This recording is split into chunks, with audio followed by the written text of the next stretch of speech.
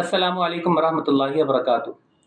دوستو، ڈاکٹر علا النجار نصر کے ہسپتال میں بچوں کی خدمت میں مصروف تھیں کہ اسی دوران ایک خبر ان پر قیامت بن کر ٹوٹی۔ اسرائیلی افواج نے ان کے گھر پر حملہ کر دیا تھا، جس کے نتیجے میں ان کے 10 میں سے 9 بچے شہید ہو گئے تھے۔ ان کا ایک 11 سالہ بیٹا آدم اور ان کے شوہر حمدی النجار اس واقعے میں شدید زخمی ہوئے تھے۔ یہ واقعہ 24 مئی 2025 کا ہے۔ یہ واقعہ اس قدر افسوسناک اور خوفناک ہے کہ اگر پہاڑوں کا جگر ہوتا تو اس واقعے کی تاب نہ لا کر وہ پھٹ جاتا۔ اگر زمین کو قوت گویائی عطا کی جاتی تو اس کے نالہ و فریاد سے کرۂ ارض میں کوہرام برپا ہو جاتا۔ اگر درندے ان انسان نما درندوں کا ظلم دیکھ لیتے تو شرمسار ہو جاتے۔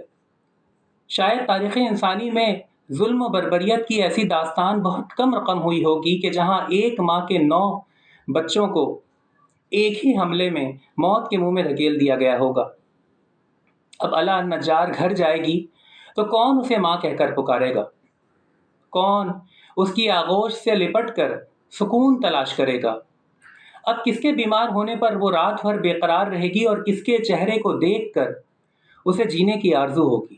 ظالموں نے آنے واحد میں اس کی زندگی کے سارے سرمائے کو جلا کر راکھ کر دیا۔ دوستوں، انبیاء کی سرزمین آج بچوں کے خون سے رنگین ہو چکی ہے۔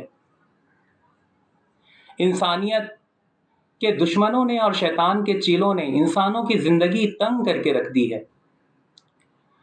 معصوم شہیدوں کے خون سے ان کے ہاتھ رنگین ہیں، لیکن سب سے زیادہ تکلیف دہ بات یہ ہے کہ اس قتل عام پر امت مسلمہ خاموش تماشائی بنی بیٹھی ہے۔